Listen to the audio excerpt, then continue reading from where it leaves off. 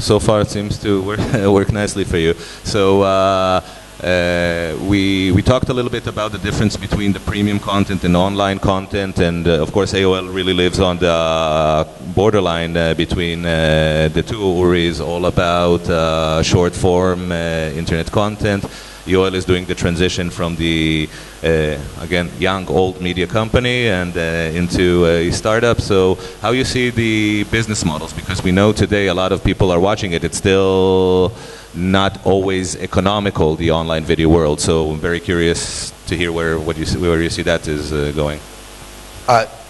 First of all, I think that what's going to happen to the content business is that it's going to get divided to basically two main places. One is content that people pay for, subscription. The hardest thing to do, but when you do it well, you're very sustainable. So if I take HBO and Showtime and ESPN, like really channels that we would pay for, I don't think they're going to get affected. It doesn't matter if they're going to be on an Apple TV or on Comcast, or it just doesn't matter. I mean, that's sustainable, and there you're going to see, I think, the high-end shows, the most scripted, like people like film will have to pay for high-quality content. Then comes the advertising model, which is much tougher. I think people don't understand it, like falling from a cliff. Moving from subscription to advertising is not moving to another business model. It changes the whole economy. And there I think that aggregators are going to be stronger than producers, and production is going to be a small business. And it's not a bad thing, it's actually a good thing, because you're going to see more and more people that are leaving the networks, creating small businesses, using advertising. And I think there's also going to be something in the middle. The CEO of Vimeo is a really good friend of mine, and they just did something that I really loved. They created something which is almost the continuation of Kickstarter. So we all go to Kickstarter, we ask for money, we want to do a film. So the community gives us 100K and we produce the film. What Vimeo is now doing, they help creators like Uri to charge per piece. So they're going to like not paying subscription for a month, not doing advertising, but actually, hey, I just did this film, I'm going to charge $1.99 from the community in order to watch it. And please pay me because I'm an artist and I need to have my business model. And I think we're going to see more and more micropayments. It's going to be easy on TV because we're going to have an app store, so our credit card is going to be there. So integrating the payment system is another obstacle that will probably take the industry 10 years to figure out. On mobile it's solved. I mean, I think we know where it's going. We just need to plug it. I actually think that that's already happening. Our card is everywhere. And then Uri, if YouTube, if Makers or TestMade or Machinima or whomever wouldn't be able to give you money, I think you would move to platforms where creators are charging themselves. Louis C.K. did it first. And I think we're going to see thousands of Louis C.K.'s at the end of the day. Yeah. So if you think for the Louis of the world, it's a good model, I suspect. But how many Louis are there? The middlemen, we're going to see more and more when it would be easy to become a Louis C.K. online. No, but he was first Louis C.K. and then he went online. Correct. True.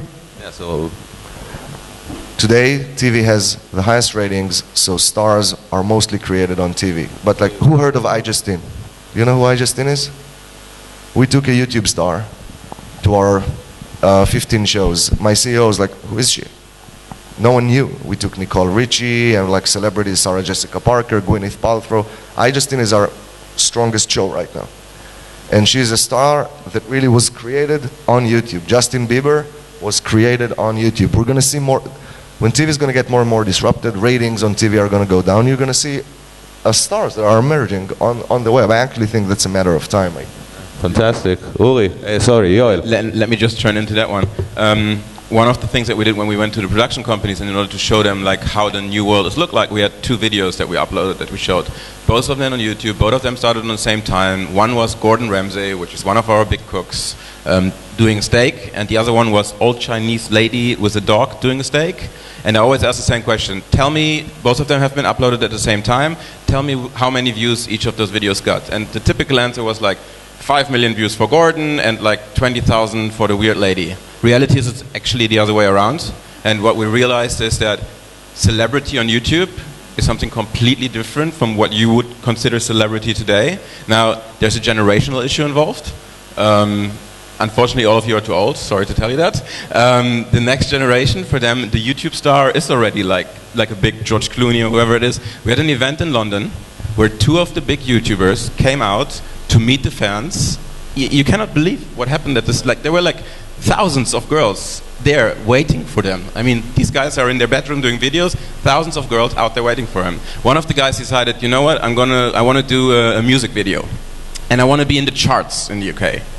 So he started at the mid of the year, I think it was 2 years ago, don't nail me on the exact date, released 2 or 3 music videos. By the end of the year, he had the Christmas hits, #2, before Coldplay, before any of the big US stars, just because he knows how to drive an audience on YouTube and how to build an engaged fan community. When Miki Khaimovich left Channel 2 to Channel 10, everyone was crazy. The press was like, oh, what's going to happen? And Shalom Kital basically said, now we're going to see what's more important, her chair or she. Kiseh or he. And what I think he really said was, I have the distribution. And I have Channel 2, 8 p.m., I have people habits, I own the distribution. I'll put someone else and nothing's going to change. And he was right. So a lot of celebrities are being created because someone on the TV network gives them prime time and they're good enough and they become celebrities. I think it would be really interesting to see what happens when the distribution is getting fragmented and when it's not that easy to create your own ratings, and you would see just new celebrities using new platforms, because prime time, the way we know it, is going to change and people will need to work hard to develop audiences. So that's exactly at the heart of what we're trying to think about right now. I think the next generation media brands are going to be inherently different of the brands that are successful today. These brands will need to understand distribution, they need to understand the social, the community aspect, and it needs to be ingrained in what they're doing. It cannot be, at the moment you produce a show, you shoot it out there, and somebody else takes care of distribution and building the community and all of these kind of things. That's simply not going to be successful in the future. And that's coming back to the business model, is the one thing that, where we believe is the biggest upside. If you build the right connection with your audience, you are allowed to monetize. They give you permission to monetize in new and innovative ways. So actually you're saying what Ran said before, you have to, it's not anything mechanical that software can do, it's still at the core is people connecting, having some sort of emotional reaction towards something. I think it's going to be a bit of everything. There are not enough people to curate all of the content that's out there, so we will need to have tools to do like the first sweep of what's there, and then you will have, coming back to my East Asian street cooking thing, the guy who's a geek in East Asian street cooking, that's the guy who's going to lead the charge in that thing. And by the way, if he's doing it right, then he can start to sell t-shirts, which sounds like a little, and he can start to sell pots and pans and books and maybe live events, and there are hundreds of people coming, and that's where potentially the even bigger part of the pot is going to be. I've been to LA a month ago, went to one of the big agencies, and they pitched us the show with a very, very big name, like a whole world celebrity, blah, blah, blah. And they gave us the name and they gave us the price. And the first thing I did, and they was like, why are you, I just checked how many followers the guy that is supposed to produce the show has online. Is he on Twitter? Is he on Facebook? And I think that they didn't understand what I'm trying to tell them, but I was like, the price that you now gave me for this show versus the distribution that this celebrity has online, his ability to drive audience is just, there's a mismatch. And names by themselves are not going to drive traffic. So Twitter is a technology for content creators, and Facebook is a technology for content creators. And if you don't use the social graph, and if you don't build your own loyal audience, then your name wouldn't take you a long way, I think, in the new world, and the whole building audience wouldn't be just Channel 22. It won't work. So that's kind of going with the same theme as before, that it's discoverability has a very big social effect, whether it's just flat between friends or the people who follow their idols and heroes. It's mainly distribution. Yeah, but it's still, the social network is a great deal of it. That's the first thing you said you measured was how strong he is in the social networks. Yeah. We also, look, if you work with us, we actively put you on thousands of sites. That's also distribution, right? our goal was to basically go to all the internet, which was only textual, and help people put more videos contextually inside stories. And you would see, I think, that it's not like the new content creators will have to know more than just shooting a film. Excellent. And Tal, we have another time for 3 minutes. Okay, so let's do the last round. It's funny, you mentioned George Clooney. I didn't see, now he's on TV there. Almost. Almost. Are you jealous? So just a last question, and I think it's very important. Any entrepreneurs in the crowd, in the audience? Raise your hands. What would the advice you guys would give from your experience? You all been through a lot in the video world. You all are pioneers, 3 of you. What is the advice you would give to somebody in the audience who came to learn from you, to hear what your opinions are, where to go, what are the untapped places? What would you recommend? Let's start with Yoel this time. We'll go reverse order. I'm German, so I would say, first of all, you need to really learn about the ecosystem. You really need to understand how it's working today. So that's the German part. And then you just need to break all the rules. Because what's very clear right now is that none of the models today, nobody has really figured out the exact model to go forward. So the next year, for me, it's all about experimentation. Try to do as many different things as you can to see what sticks. And once you've found it, then focus. But for now, it's about figuring out, understanding this ecosystem, understanding all of these. There are new players and new parts of the value chain emerging every day. I just want to strengthen that point as an investor. Today, it's not just important for entrepreneurs to understand the market and to figure out the new latest changes, but also to keep on changing, because it's not that just the market is keeping changing. It's changing faster than it ever did. And there are more people in the world trying to solve different problems and innovate and invent new ideas. So it's not just about figuring out what is the holy grail and why your strategy is the way to do it, but it's really also about keeping your hand on the pulse and knowing what's going on. Uri? Yeah, well, I agree with Yoel. I would say even harder, go berserk.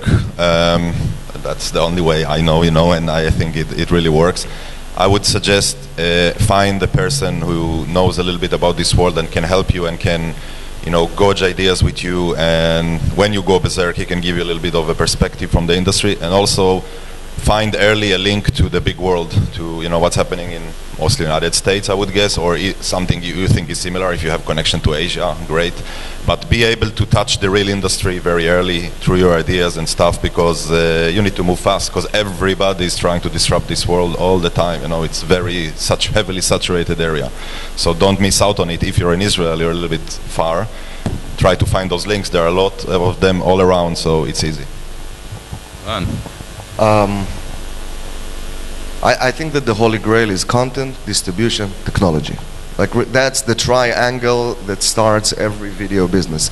And what I would tell entrepreneurs is, if you don't understand one of the 3, bring someone to the founding team that understands them. Really, this is the holy grail of every video business, every new video business, and you need to have in your founding team people that understand content, distribution, and technology. And if you just understand content, don't go out there. Find someone that understands the other 2 before you even start, because you can go way off in the beginning. Excellent. I think these are 3. I would sign on each and every one of these advice. You were a fabulous panel. Thank you so much. Yoel, Uri, Har-Nevo. Thank you.